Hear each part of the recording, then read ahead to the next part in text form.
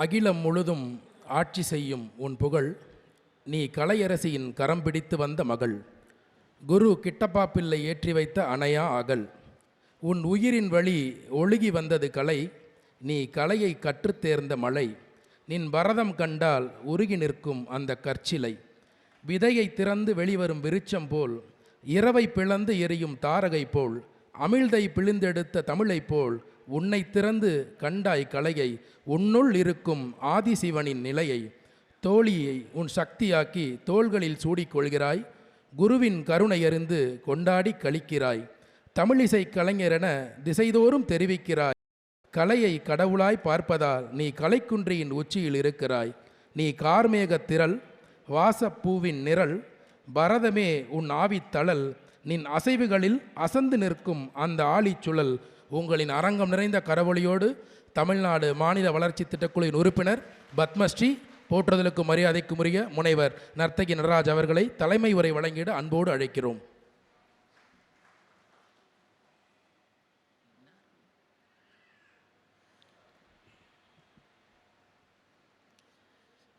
திருச்சிற்றம்பலம் சிவசிதம்பரம் வெள்ளியம்பலத்தான் திருவடிகளில் பரவி, செந்தமிழே உயிரே நரும் தேனே, செயலினை மூச்சினை உனக்களித்தேனே, நைந்தாய் எனில் நைந்து போகும் என் வாழ்வு, நன்னிலை உனக்கெனில் எனக்கும் தானே.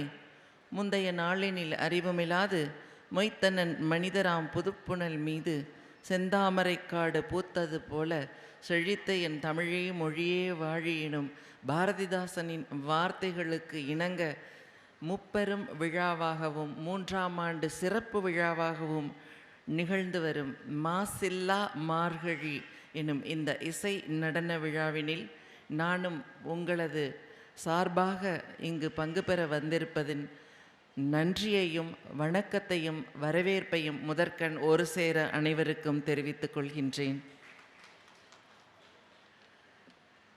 கும்பகோணம் மாநகரம் தஞ்சையின் ஒருங்கிணைந்த ஒரு பகுதி. நான் மதுரைக்காரி. நான் பிறந்தது மதுரையாக இருந்தாலும் எனக்கான கலை வெளிச்சத்தையும் வாழ்விற்கான ஒரு தூண்டுகோலையும் எனக்கு நல்கிய எனது ஆசிரியர் இசைப்பேரறிஞர் நாட்டிய கலாநிதி தஞ்சாவூர் திரு கிட்டப்பா பிள்ளை அவர்களை இப்பொழுது நான் ஒரு தெய்வீக சூழலில் என் மனதில் நினைக்கின்றேன். என் ஆசிரியரின் கரம் பிடித்துதான் இந்த கும்பகோணமாக இருக்கட்டும், மாயவரமாக இருக்கட்டும், பந்தனைநல்லூராக இருக்கட்டும், இந்த மதுரைக்காரிக்கு தஞ்சை மண்ணின் வாசமும் தஞ்சை மண்ணின் ஒரு நளினமும் கிடைத்தது என்றால் அது எனது ஆசிரியர் பெருந்தகையின் வாயிலாகத்தான். இன்று நடன உலகினில் நான் ஏதாவது சாதித்திருக்கின்றேன் என்றால் அது இந்த கும்பகோணம் மண், தஞ்சை மண் கொடுத்த ஒரு பெரும் கொடைதான். எத்தனையோ முறை கலை நிகழ்வுக்காக ஒரு தொழில்முறை நடன கலைஞர் என்ற வகையினில் உலகம் முழுவதும் பயணப்பட்டு கொண்டிருந்தாலும் கூட எங்கோ ஒரு நாடுகளில் கலையின் மேன்மை தெரியாமல் இருந்தாலும் அந்த சுற்றுச்சூழலின் மாண்பு என்பதனை அவர்கள் சரிவர கடைபிடித்து வாழ்வதை பார்க்கும் பொழுது, எல்லா விழுமியங்களும் இருக்கும் நம் நாட்டில், அதுவும் நம் தமிழ்நாட்டில் எப்படி இந்த சுற்றுச்சூழலை நாம் இன்று மறந்து உலகமயமாக்கல் அல்லது பொருளாதாரமயமாக்கல் என்ற ஒரு சூழலுக்குள் வலைக்குள் அகப்பட்டு கொண்டு நம் பழமையையும் பான்மையையும் மறந்து தெரிந்தோம் என்பதனை நினைக்கும் பொழுது என் மனம் கனத்துத்தான் போகும். எப்பொழுது நாம் அத்தகைய ஒரு இயற்கை சூழலை நாம் கடைபிடிக்கப் போகின்றோம் என்று நினைத்த பொழுது இதற்கு எந்த அயல்நாட்டிலும் போய் நாம் கற்றுக்கொண்டு வர வேண்டியதில்லை. இதோ உங்களது கும்பகோணம் மாநகரத்தை சுற்றி அடிக்கு ஒரு திருக்கோயிலாக இருக்கும் பொழுது அந்த ஒவ்வொரு திருக்கோயிலையும் நிர்மாணித்த அந்த பொறியாளருக்கு அன்றைய சுற்றுச்சூழல் புரிந்திருந்ததால் தானே இன்றும் கூட கும்பகோணம் கோவில் மாநகரமாக சிறந்து விளங்கி கொண்டிருக்கின்றது. இதே கும்பகோணத்தில் அத்தகைய ஒரு ஆற்றுப்படுத்தலான சுற்றுச்சூழல் இருந்ததனால் தானே நமது விருந்தினர் கூறியது போல எத்தனையோ கலை மேதைகள் இந்த உலகத்திற்கான கலைகளை கொடுத்தார்கள்.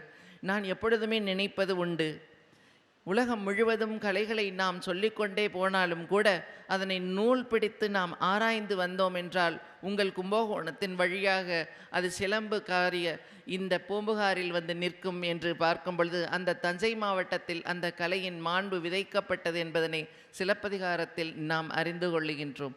உலகின் எந்த கலைகளாக இருக்கட்டும், அந்த கலையின் வேரை தேடி பிடித்து வந்தீர்கள் என்றால் உங்கள் தஞ்சை மண்ணில், உங்களது கும்பகோணம் மண்ணில் தான் அந்த வேரின் நுனி கிடைக்கும். அப்படியான ஆற்றல் படைத்த பெருமக்கள் நாம். அப்படி இருக்கும் பொழுது சுற்றுச்சூழல் உண்மையில் இந்த ஒரு அருமையான நிகழ்வினை மாசில்லா மார்கழி என்று ஏதோ அலங்காரத்திற்கான ஒரு வார்த்தை என்று எடுத்துக்கொண்டு நாம் கடந்து விடாமல் இசையையும் நடனத்தையும் தனது பாரம்பரியமான பெரியோர்களின் மாண்புகளின் வாயிலாக தனது இரத்த நாளங்களில் அவர் ஏற்றி வைத்திருந்தாலும் கூட, தொழில் முறையாக அந்த கலையை மேற்கொள்ள முடியாமல் போயிருந்தாலும் கூட, ஒருபுறம் தனது மூதாதையரின் கலையின் மாண்பு, மற்றொரு புறம் இந்த நாட்டின் மீது, இந்த மக்களின் மீது, இங்கு உள்ள உயிர்களின் மீது உள்ள அன்பினால் சுற்றுச்சூழலை எப்படி பேணி காக்க வேண்டும் என்ற ஒரு அவரது ஆய்வு. திரு நடராஜன் அவர்களை, அன்பு சகோதரரை நான் எனது மனமொழி மையால் மீண்டும் மீண்டும் மனமாற வாழ்த்தி, மீண்டும் உங்கள் பணி தொடர வேண்டும், இதே கலையின் வழியாக தொடர வேண்டும் என்று எனது வாழ்த்துக்களை தெரிவித்துக் கொள்கின்றேன்.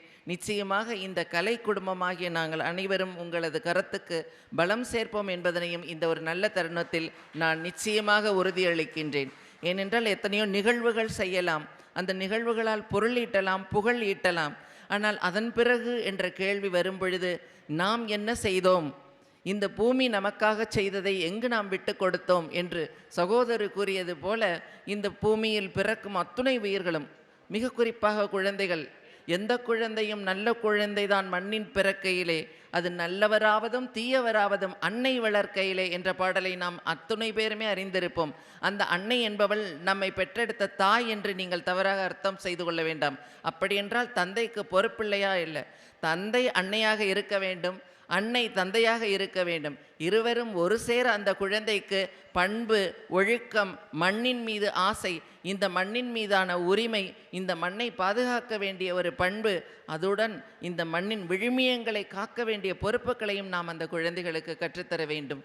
இந்த கலைகளின் வாயிலாக நிச்சயமாக இன்று மிக பெரிய கொடுந்தொற்று காலத்தை நாம் 2 வருடங்களுக்கு முன்பு கடந்து இன்று நாம் ஒரு புதிய வாழ்க்கையில் பெரியவர்களாகிய நாம் கூட திண்டாடி போய்த்தான் வாழ்ந்து கொண்டிருக்கின்றோம். எங்கே சிக்கல், எங்கே முடிச்சு, எதிலிருந்து நாம் விடுபட முடியாமல் தவிக்கின்றோம் என்று நினைக்கும் பொழுது அந்த குழந்தைகள் என்ன செய்வார்கள்? நாம் எப்படி வளர்த்தோமோ அப்படித்தான் வளர்ப்பார்கள். ஒரு செடியை நாம் எப்படி பதியம் போட்டோமோ அந்த அளவில் தான் அந்த செடி நேராக வளர்வதோ சாய்ந்து வளர்வதோ நம் கரங்களில் தான் இருக்கு எனும் பொழுது அந்த குழந்தைகளை அவர்கள் வளர்பருவத்திலேயே, பள்ளி பருவத்திலேயே அவர்களுக்கு நமது மண்ணின் கலைகளையும் மண்ணின் மாண்பினையும் இந்த சுற்றுச்சூழலை பாதுகாக்க வேண்டும் என்ற முறைகளையும் ஒரு சேர நாம் கலையின் வாயிலாகவோ அல்லது சுற்றுச்சூழலின் வாயிலாக கலையாகவோ இரண்டையும் நாம் சேர்த்து சொல்லிக் கொடுக்கும் பொழுது நிச்சயமாக அடுத்த வளர் தலைமுறையினர் ஒரு நம்பிக்கையான சமுதாயமாக இந்த தமிழ்நாட்டிற்கு நிச்சயமாக கிடைப்பார்கள் என்பதில் இந்த மாதிரியான நிகழ்வுகள் தான் அதற்கான சத்தியத்தை கூற முடியும்.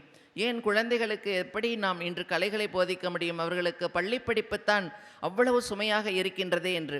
உண்மையில் அத்துணை சுமைகள் இருக்கும் பொழுது இந்த கலை மாத்திரம்தான் அவர்கள் மனதை அமைதிப்படுத்தி அந்த கல்வியையும் அவர்களது அறிவிற்குள் கொண்டு செலுத்தும், அந்த கலையையும் அவர்களது அறிவிற்குள் கொண்டு செலுத்தும்.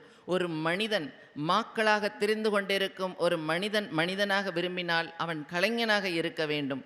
இந்த கலைஞனாக எப்பொழுது தன்னை அவன் உணரும் பொழுது இந்த உலகத்தையே தான் கண்களால் காணும் ஒவ்வொரு விடயங்களையுமே ஒரு கலை உணர்வுடன் காண ஆரம்பிப்பான். கலை உணர்வுடன் எவன் இந்த பூமியை பார்க்க ஆரம்பிக்கின்றானோ அப்பொழுது எல்லாவற்றையும் நேர்த்தியாக செய்ய வேண்டும் என்ற எண்ணம் அந்த மனிதனுக்கு தோன்றும். அப்படி தோன்றுமேயானால் உண்மையில் இயற்கை வளங்களும் சுற்றுச்சூழலும் மனித மாண்பும் நிச்சயமாக பெருகும்.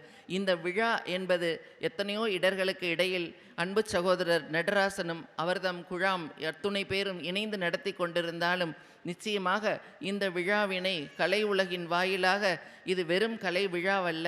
கும்பகோணத்தில் ஒவ்வொரு ஆண்டும் இந்த கலை விழா நடந்து கொண்டே இருக்கின்றது சுற்றுச்சூழல் சார்ந்து என்று சொல்லுவது மாத்திரம் அதன் முடிந்துவிடவில்லை, அவர்களிடம் கொண்டு செலுத்த வேண்டும். அடுத்து நீங்கள் ஆடப்போகும் நிகழ்வினில் உங்களது சுற்றுச்சூழல் சார்பான உங்களது எண்ணங்களை நீங்கள் அந்த கலையின் வாயிலாக நீங்கள் பரப்புங்கள்.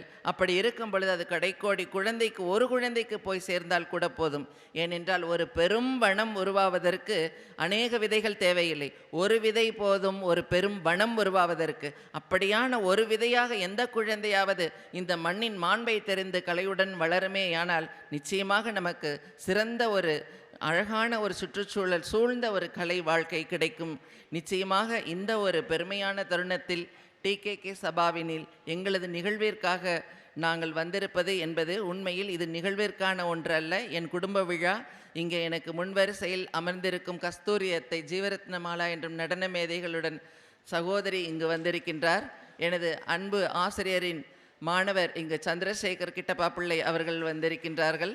மற்றும் திரு விஸ்வநாதன், செந்தில் மற்றும் எனது பக்க கலைஞர்கள் எல்லோருமே மிகுந்த ஆர்வத்துடன் தங்களது குடும்ப விழா போன்றுதான் இங்கு வந்து இந்த நிகழ்வினை நடத்தி கொண்டிருக்கின்றார்கள். இது கும்பகோணம் எனும் பொழுது நிச்சயமாக உங்களுக்கு மிகப்பெரிய பொறுப்புகள் இருக்கின்றது.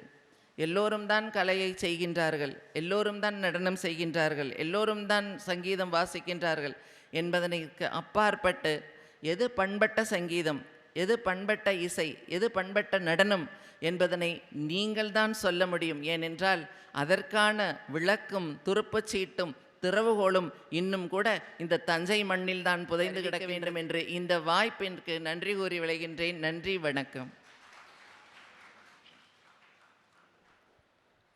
எதனால் எதனை பெற்றோனோ அதனை அதற்கே அர்ப்பணித்தல் என்பது அவரின் குறியீட்டு வாசகம்.